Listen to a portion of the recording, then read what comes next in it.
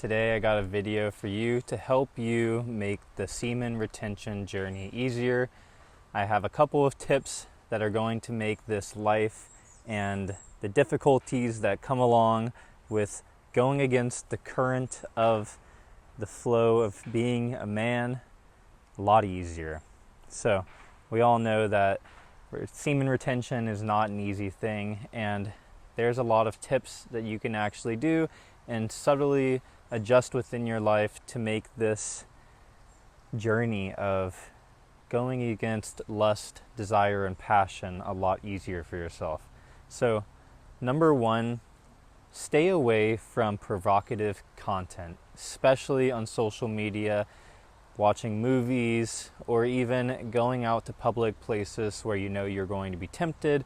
And at least if you're going to go to these places like the gym, make sure you are actively trying not to observe too keenly or too deeply.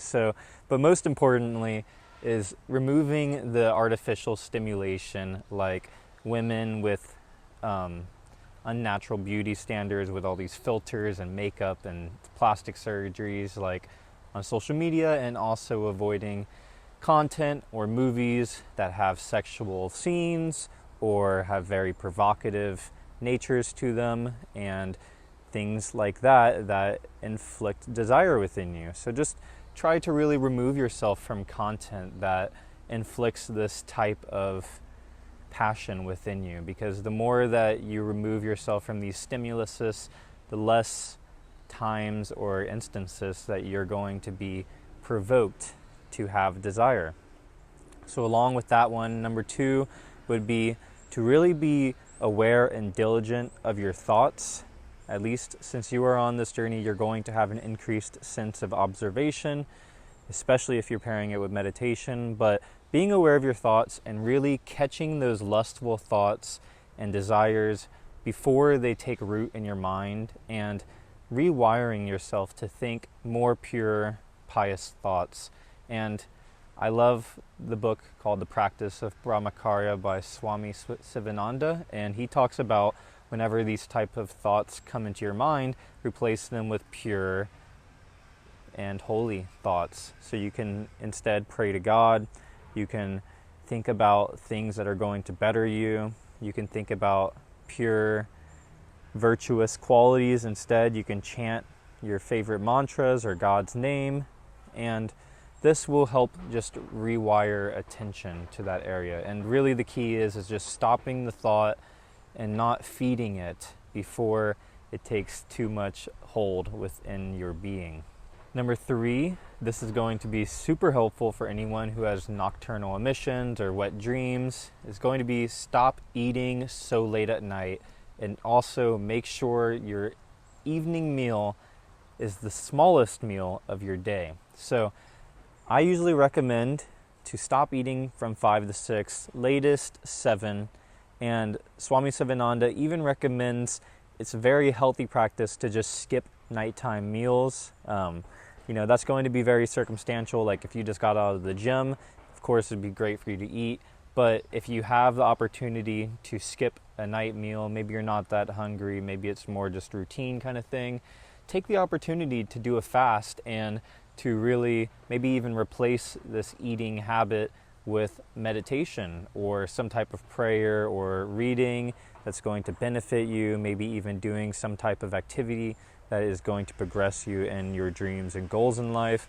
But the number one instance of wet dreams, nocturnal emissions, is eating too much at night and also having a full bladder. So on top of that, make sure if you wake up with the need to pee, make sure you go and release that valve, because it's actually shown that if you have a full bladder or a full stomach, this increases the likelihood of it pressing on your prostate and increasing the chances of you having a wet dream or ejaculating at night, which we want to avoid.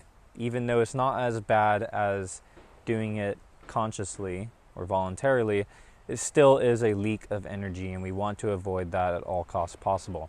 If you're still getting wet dreams and you are being diligent on how you're doing with your eating and how much you're drinking and making sure you're peeing, then you have some hidden lust and desire still within you, and that is something that should be addressed. Number 4 is avoid being too lazy. Make sure that you are being preoccupied most of the time throughout the day, as often as possible. We know the saying that idle hands are the devil's handmaid, or I don't know exactly what the end of that. Idle hands lead to bad things. So don't allow yourself to have too much free time. Always make sure that you are reducing free time and using that time to increase productivity within your life and also the progress that you are making each and every day. So make sure you are going towards your goals in everything that you do. And this will help you not be too idle, and with the possibility of possibly doing something that you probably shouldn't be doing, like PMO habits. Number 5 would be make sure you are balancing your diet, specifically with more watery yin foods or sattvic foods. That can be things like milk, grains, greens, and you can look up a list of what sattvic foods are, but you basically have 3 categories of food. You have sattvic food, rajic food, you have tamasic foods. So you just want to make sure that you're balancing your life with enough sattvic qualities, whether that's food, meditation, pranayama, exercise. These are all great, and this will help you not get too fiery or too passionate.